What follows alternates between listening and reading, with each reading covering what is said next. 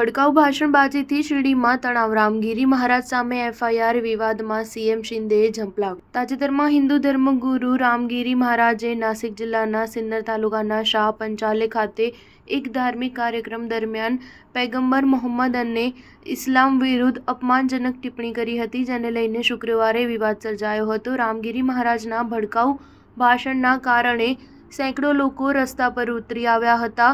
તેમની ટિપ્પણીથી ગુસ્સે થઈને મુસ્લિમ સમુદાયના સભ્યોએ મહારાષ્ટ્રના 2 જિલ્લામાં રામગીરી મહારાજ વિરુદ્ધ એફઆઈઆર નોંધાવી હતી. મીડિયા રિપોર્ટ્સ અનુસાર હિંસક અથડામણમાં 18 પોલીસ કર્મીઓ ઘાયલ થયા છે. ભદ્રકાલી વિસ્તારમાં કર્ફ્યુ લાદી દેવામાં આવ્યો છે.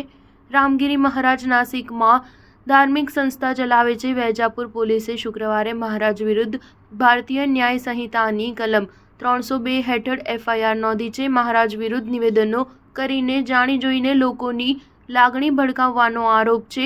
સંભાજીનગરમાં રામગીરી મહારાજ સામે એફઆઈઆર નોંધાયાના કલાકો પછી સીએમ શિંદે સિન્નાર, નાસિકમાં રામગીરી મહારાજ દ્વારા આયોજિત અખંડ હરિનામ સપ્તાહના કાર્યક્રમમાં હાજરી આપવા આવ્યા હતા. ત્યાં તેમણે કહ્યું હતું કે મહારાષ્ટ્રમાં અમારી સરકાર દરમિયાન કોઈપણ ધાર્મિક નેતાને કોઈ સમસ્યાનો સામનો કરવો પડશે નહીં.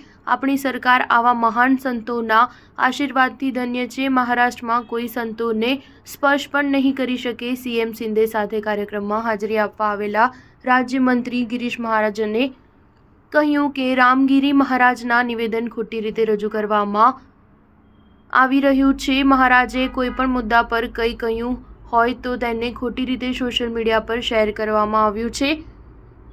પોલીસ આ મામલે તપાસ કરીને યોગ્ય કાર્યવાહી કરશે. તેમની સામે નોંધાયેલ કેસ અને સેંકડો લોકો રસ્તા પર વિરોધ પ્રદર્શન કરી રહ્યા છે તેના પર ટિપ્પણી કરતા રામગીરી મહારાજે કહ્યું કે જ્યારે મને સરકાર તરફથી નોટિસ મળશે ત્યારે હું આ બાબતે ટિપ્પણી કરીશ. સ્ટાર ન્યૂઝ 7 હંમેશા સચ્ચાઈની સાથે.